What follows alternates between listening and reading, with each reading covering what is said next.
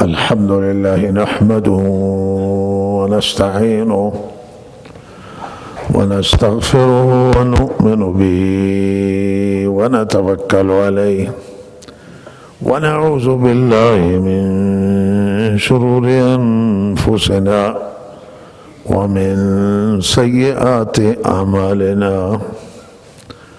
من يهده الله فلا مضل له ومن يضلله فلا هادي له، وأشهد أن لا إله إلا الله وحده لا شريك له، وأشهد أن سيدنا ونبينا ومولانا محمدا عبده ورسوله صلى الله تعالى عليه وعلى آله وصحبه أجمعين. أما بعد، فأعوذ بالله من الشيطان الرجيم. بسم الله الرحمن الرحيم. ومن يطع الله ورسوله فأولئك مع الذين أنعم الله عليهم من النبيين والصديقين والشهداء والصالحين وحسن أولئك رفيقا. ذلك الفضل من الله وكفى بالله عليما.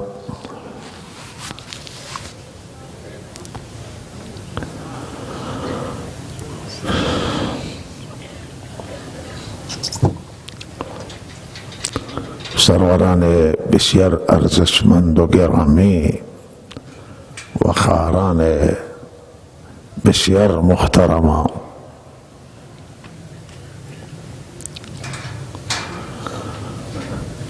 الله رب العزت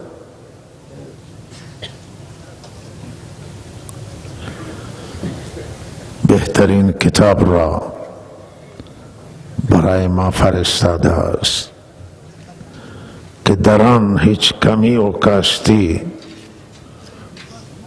که مورد نیاز بشر باشه و انسان باشه، بشر اروپایی، بشر امریکایی، بشر آسیایی، بشر افریقایی، بشر هر بشری باشد و در هر جای دنیا زندگی بکند، در هر قرن و زمانه قرار داشته باشد، در عصر فناوری، تکنولوژی و پیشرفت و در عصری که این پیشرفت بشر نداشته، در عصر قرون وسطایی و هر زمانی را که ما تصور بکنیم، الله کتاب را فرستاده است که بهترین هدایت و بهترین راهنمایی را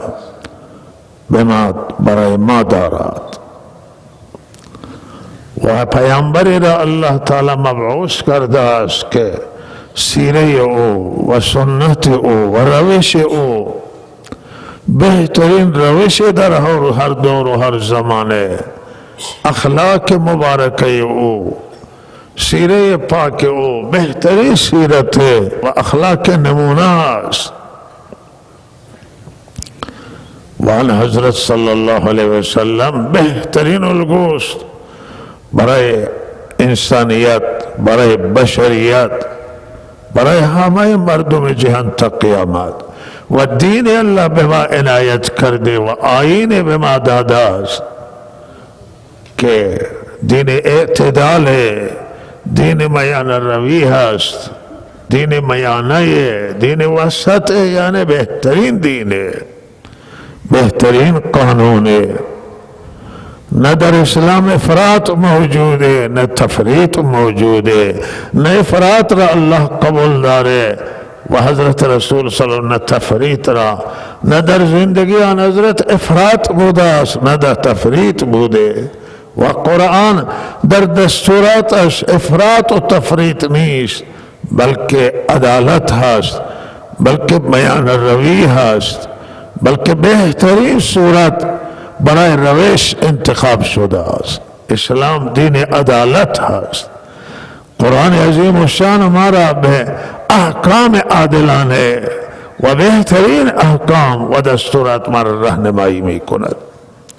افسوس است که ملت چنان شریعت داشته باشه، چنان قانون داشته باشه، چنان پیامبر داشته باشد، چنان کتاب و چنان سیره داشته باشه و این ملت در دنیا ناکام بشه، این ملت با چالش روبرو بشه، با مشکلات برخورد بکنه، با ناکامی روبرو بشه، ملت های دیگر برای او تصمیم بگیرند، ملت های دیگر با سرنوشت او بازی بکنند.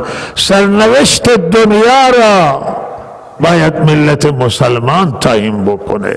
وقتی ملت مسلمان بشه، وقتی ملت مسلمان بر راه و روش اسلاف ماضی و سلف صالح و صدر اول باشد، دور اول اسلام باشه، دور ایمان، دور عمل، دور تقوا، دور عمل بسیره پاک و مطهر حضرت رسول صلی اللہ علیہ وسلم باشد.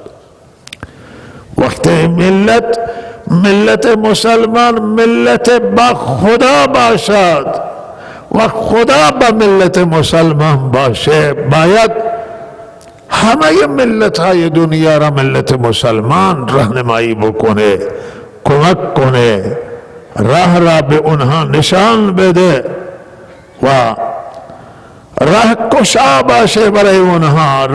ملت مسلمان باید نجات بخش ملت ها باشه، رحمت باشه برای ملت ها، چرا که حضرت رسول صلی اللہ علیہ وسلم نجات بخش شدند برای ملت ها.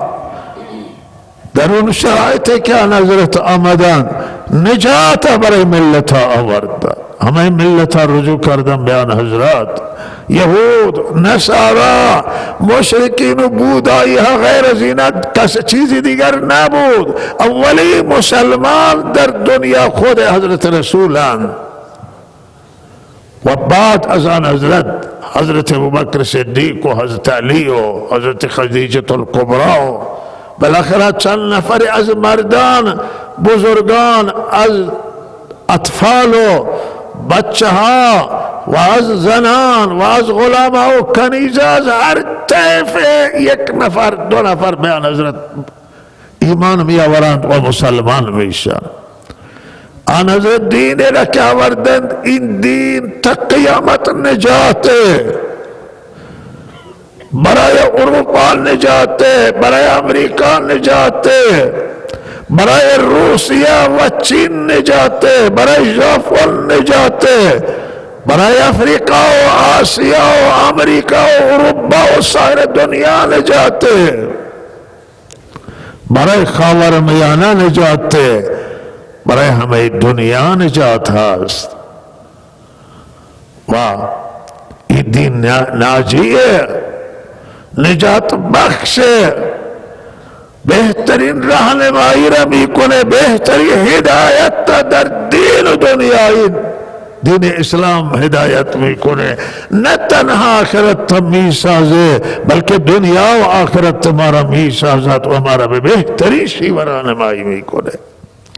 اما افسوس ہے کہ ملتی که چنان ذخیره داره، ملتی که چنان گنج داره، ملتی که چنان هنر داره، ملتی که چنان دستور داره، این ملت محتاج ملت های دیگره، گدایی میکنه به پیش ملت های دیگر و برای نجاتش به اونها متوسل بشه، به جایی که اونها را نجات بده.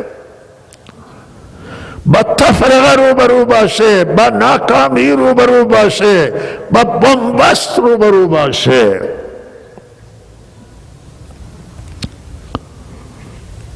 عزیزان من، این همه به خاطر آنه که ملت مسلمان به این تعلیمش و به این آیین نجات بخشش توجه نداره، فاصله گرفته است و از راه سربلندیش، از راه عزتش، از راه نجات و فلاحش فاصله گرفته. ملت مسلمان نسبت به دین، نسبت به آیین خود کوتاهی میکنه.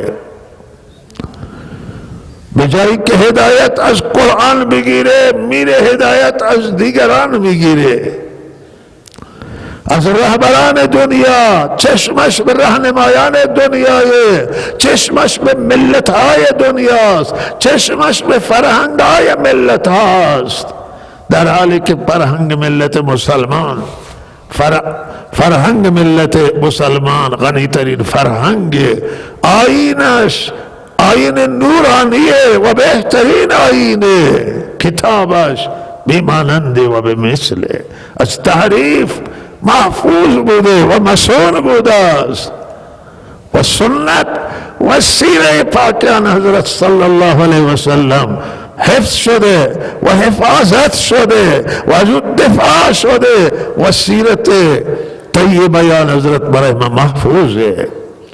اگر این ملت مسلمان از این سیرت و از این تعلیم عدول نمی کرد و فاصله نمی گرفت، امروز می توانست دنیا را هدایت بده.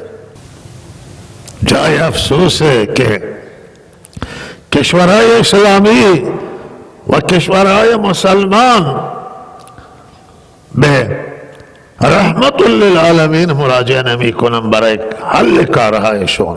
یعنی رحمت للعالمین اگر الان در میان ما نیست، ولی سیره او و سنت او و راه و روش او در میان ما موجوده، چرا ملت مسلمان به خدا مراجعه نمی کنه؟ چرا مردم مسلمانان به خدا مراجعه نمی کنن؟ خدا اگر امروز حرف نمیزنه و کلام نمی کنه، الله کلام کرده و از کلام فارغ شده است و کلام خدا قرآن عظیم الشانه. مگر این نیست که قرآن کلام الله است؟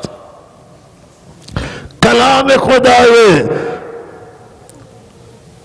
کلام نجات بخش، سخنان نجات بخشن، پیام الهی قرآن عظیم الشان. چرا به قرآن مراجعه نکنن ملت مسلمان؟ چرا در زندگیمون این کتاب پیاده نکنیم؟ چرا در زندگیمون دستورات الله را پیاده نکنیم؟ چرا از خدا اطاعت نکنیم؟ یعنی از قرآن. چرا از حضرت رسول اطاعت نکنیم؟ یعنی سنت آن حضرت، سیره آن حضرت.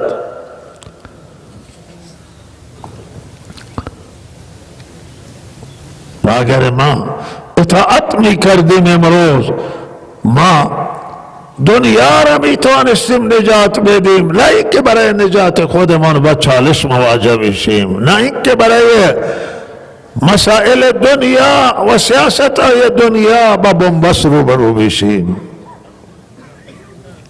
این راه نجات سروران گرامی.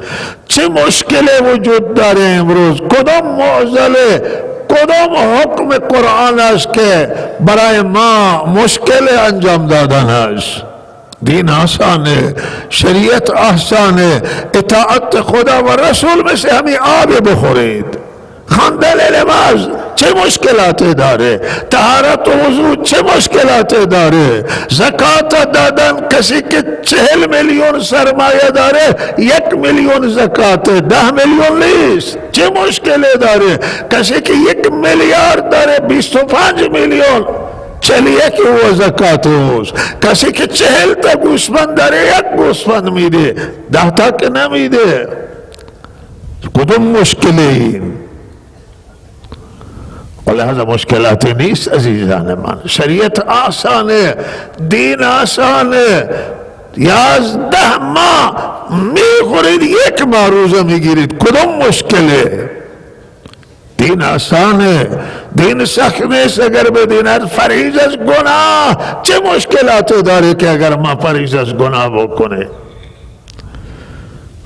پرهیز از زنای، پرهیز از سرقت، از قتل مردم، از رهزنی، از اختلاس، از فساد مالیه و انواع فساد هاست، ربایه. اینا حرامند، اینا خانه را خراب میکنن، ملک خراب میکنن، مال خراب میکنن، زندگی را برباد میکنند. اگر ما پرهیز بکنیم ما سرمایه دار میشیم، ما نورانی میشه زندگی ما نجات میگیریم.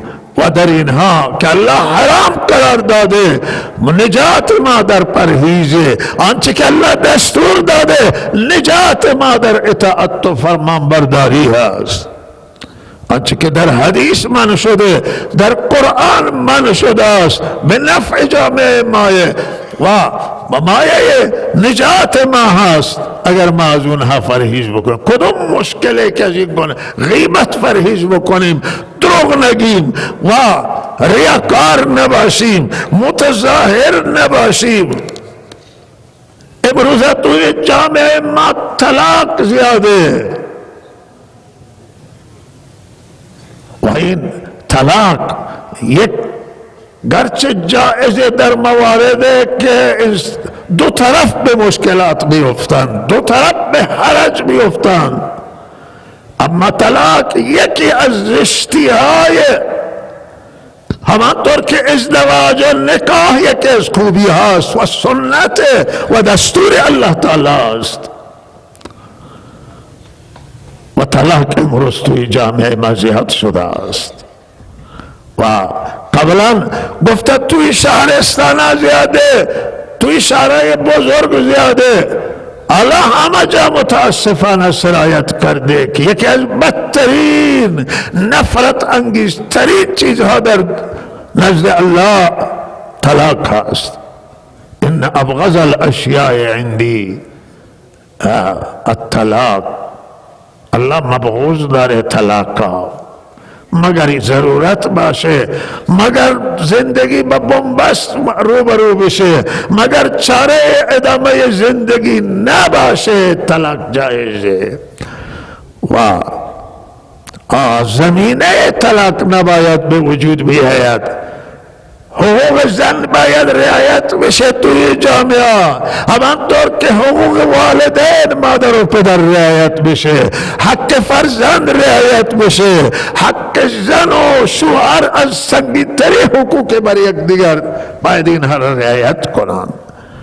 زن حقش در مسکن، در سکنا هست، مسکن و سکونت داده بشه، لباس، خرج و خوراک به اندازه توانایی شوهر و به اندازه نیاز زن، حرمت زن، اخلاق خوبی با زن، محبت شوهر با زن، احترام زن، حرمت زن، حرمت خانواده زن، حرمت والدین زن، کرامت زن باید رعایت بشه. و همونطور حق و حقوق شوهر، احترام شوهر، کرامت شوهر، حرمت والدین، مادر و پدر شوهر و خدمت شوهر انجام بگیره.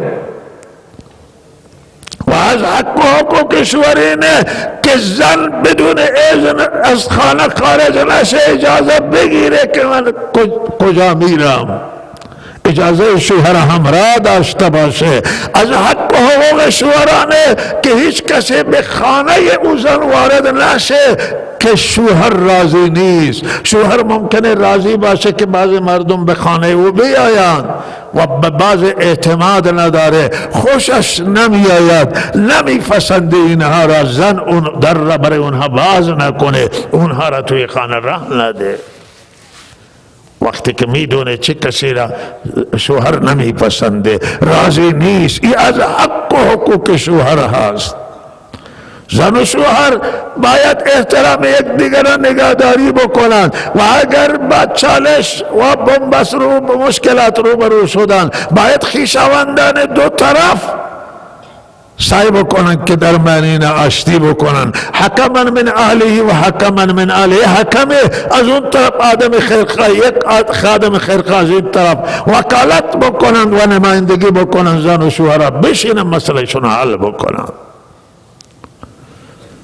و طلاق در زمانی است که هیچ راه نباشه و به بنبست گیر کرد. در وقت خشم طلاق دادن اشتباهه، بعد پشیمانی داره، بعد زن و مرد هر دو تا به سر و کلهشون میزنن، بعد سر به دیوار میزنه و ما مواردش را داریم.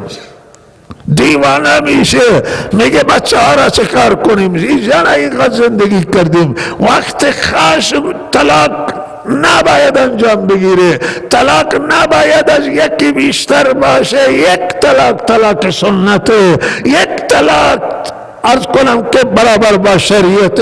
حالا زیاد میخواد طلاق بده، دو تا طلاق بده دیگه. طلاق سه تا طلاق دادن بدعته و کسی که سه طلاق بده گناهگاره. او مولویه و عالمه که سه تا طلاق ثبت بکنه و بنویسه، هم گناهگار شده است، مگر اینکه شوهر قبلا طلاق داده. اگر شوهر به من طلاق میدیم، آقا دارالفتاء از دستش را بگیره، از دروازه بیرون بکنه، بگی من سال طلاق میدیم. طلاق یکی است، تو چگونه سه طلاق میدی؟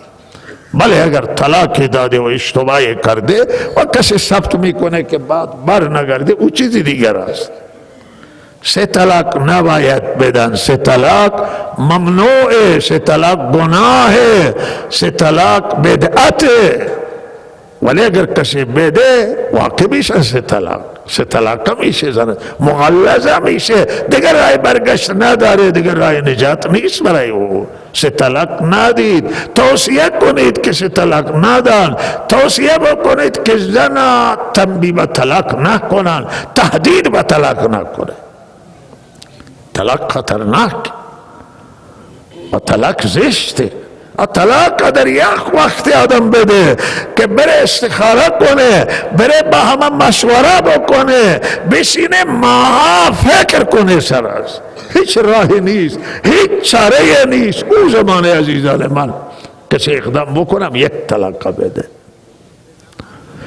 دختران الان شرایط دنیا تغییر خورده، مردم عزیز، دنیا شرایط جدیدی است. این الان او بلوچی سابق نیست، او عرض کنم سنتی گذشته نیست که مردم سنتی زندگی میکنن. الان اینترنت در روستایه، علی محوره ها در روستان، هر جا محوره، هر جا اینترنت، آنجا اروپاست.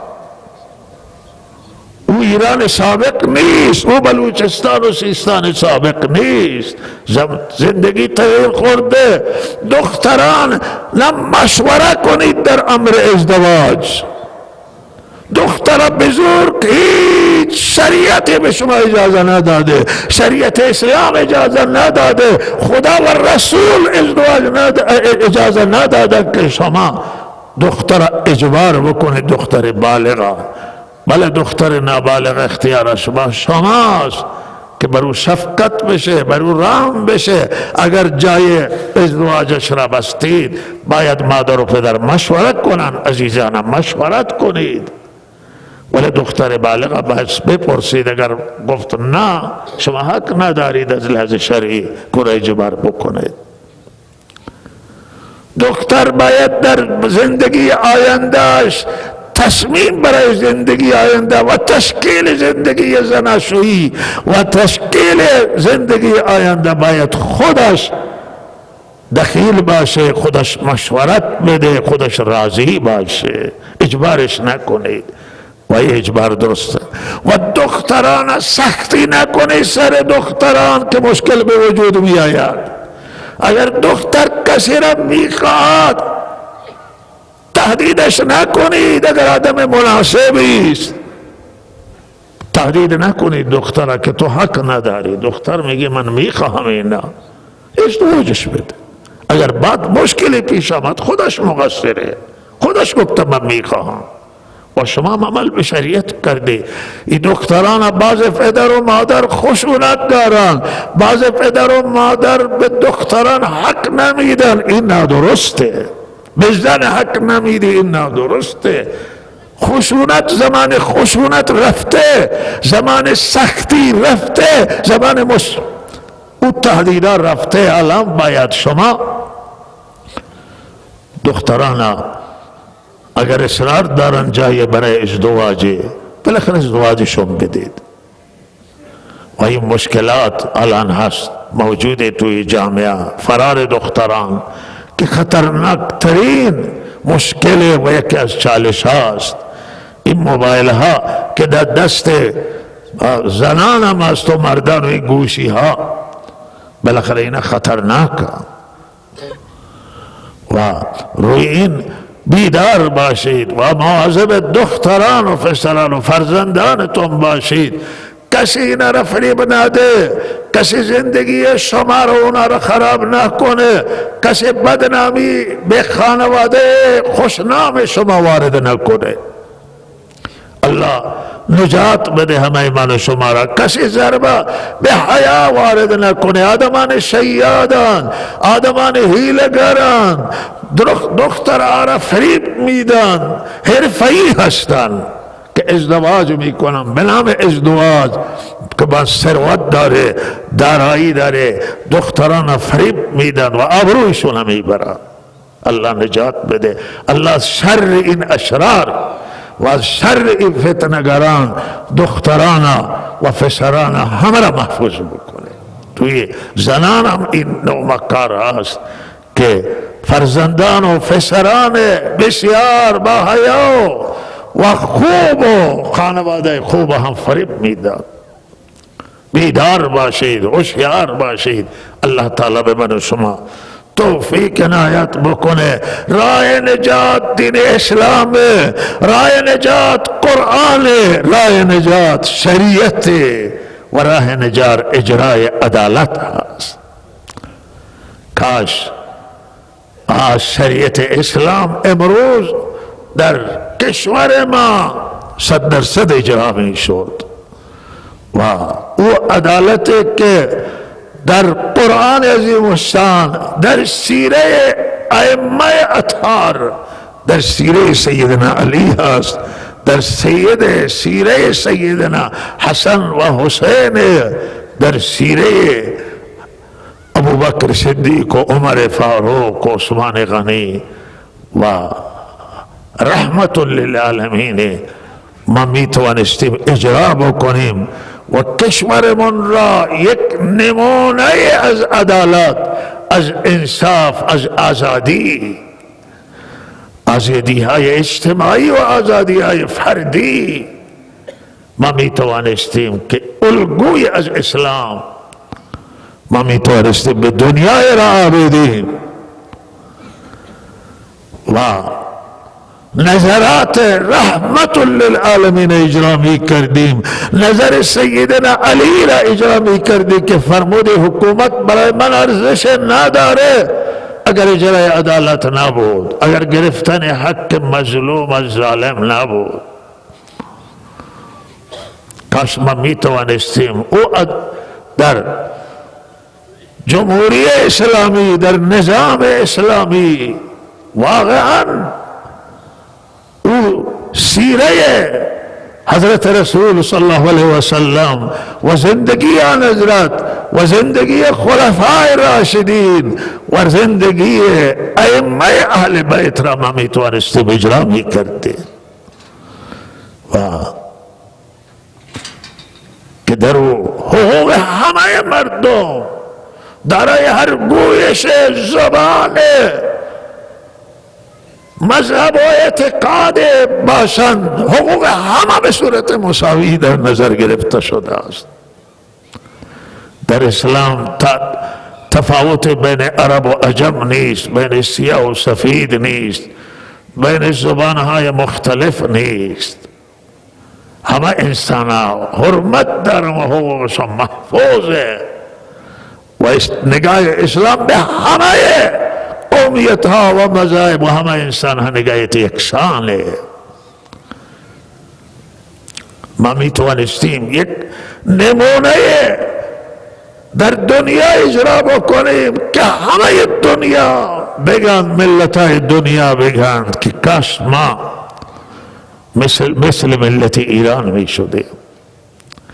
واقعا این یک آرزو هست و الله تعالی توفیق عنایت بکنه که همه ما به اسلام عمل بکنیم، هم رائی، هم رعیه، هم ملت، هم مسئولین، همه دستگاه ها و ادارات.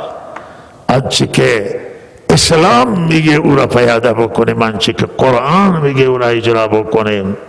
همه ما باید برگردیم به کتاب خدا و سنت رحمت للعالمین حضرت رسول صلی الله علیه وسلم. هیچ مشکل نیست، ما نجات میگیریم، آزاد میشیم از دام نفس و آزاد میشیم از شر شیطان و در دنیا رستگاری ما احساس میکنیم. و صلی الله علی سیدنا محمد و آله و صحبه اجمعین.